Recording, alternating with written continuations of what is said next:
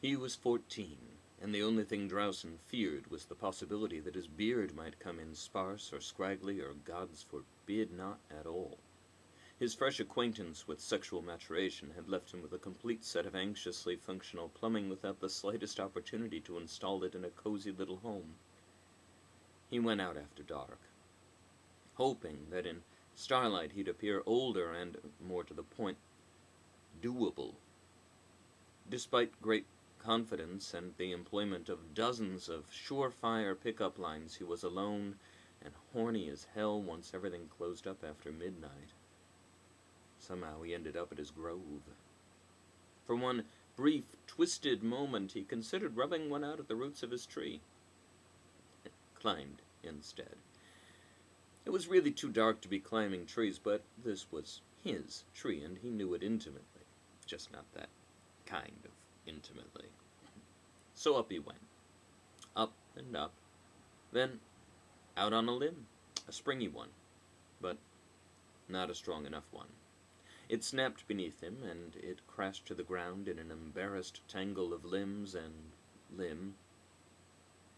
Drausen decided he was not dead, dying, or crippled. Stood. Picked up the branch. It was long and lopey. Exactly the kind of wood he didn't like. But what was he to do with it? He could just leave it there. His mother or father would find it when they came to tend his tree, and they'd assume... what? A storm? A great six-headed bird creature made manifest from legend, or that their son had done something tremendously stupid, given his track record. He could dispose of it. Where? The river, maybe. His mother or father would come to tend his tree sooner or later, and they wouldn't even notice. Right. He could fathom no other way but that the branch had to come with him. The branch was too long to casually carry. He tried dragging it behind him, but the noise it made and an overwhelming sense of blasphemic guilt cut short the enterprise after 6 or 7 steps. So, up it went. He carried it like a flag, looking absolutely ridiculous. Pure instinct told him to own it, command it, insist upon it. He didn't just carry that branch home, he paraded it. Nodded importantly at anyone who dared shoot him a dirty or even inquisitive look. Gave the impression he was a young man on a mission with no damn time for questions. A couple of old ladies blessed him as he passed, shouted encouragement to his back. They thought he was going to fashion an axe out of this piece of garbage. Just what in all the hells do you think you're doing with that? Drausen's mother demanded. I'm making my axe, he snapped. She stepped back, chastened. The first and only time in his life he managed that feat, and, having managed it, he found himself committed to a course that permitted no adjustments, corrections, or flat-out abandonment. He was making his axe. Their home was large. His mother's family was wealthy. A small garden at the back, the perfect place for stripping and carving and curing. He was back there for hours preparing the wood before his father got home. Grabbed Drow and bum-rushed him straight through the dwelling to the garden beyond. Hey, bud. His father greeted him with his mind on the wood, not Drausen. Hey, Pa. Drausen greeted him right back, pretending to have his mind on the wood. What brought this on? I just thought it was time. Might be. That's what I thought. Can I see what you've got to work with there? Sure. Drausen stepped back, desperately hoping his father would see something. Anything in the wood that could be used. There was nothing of strength about it, so far as Drausen could see. You might use it as a fishing pole. An axe? Damn thing wouldn't take a shot worth a damn. Drow picked up the stick and flexed it. Flexed it hard. Grunted.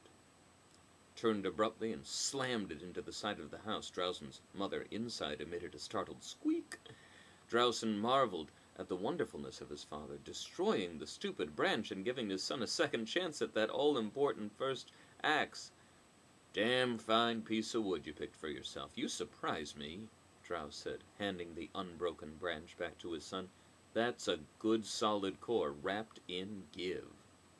I don't want give. You got it, and you should want it. Axe with a handle like that, properly used, mind, will survive blows a log won't. I'm talking both the blows some poor bratch fool tries to land on you, the same as the fools you'll land on the poor bastard. You'll see. Yes, Pa. Let me show you. Those 3 weeks were some of the finest Drausen ever experienced. His father took time off. Time off! To assist. Turns out Drausen had nearly ruined the branch with his first clumsy strippings and fixings. Nearly, but not. The mistakes could be untaken, altered. There were resins and sealing stains Drausen had never dreamed of. There was curing and flame. There were trips to the smith to choose an axe head. The final choice bore no resemblance to the axe of Drausen's dreams, something large and heavy and double-bladed. He ended up with something long and close to the wood.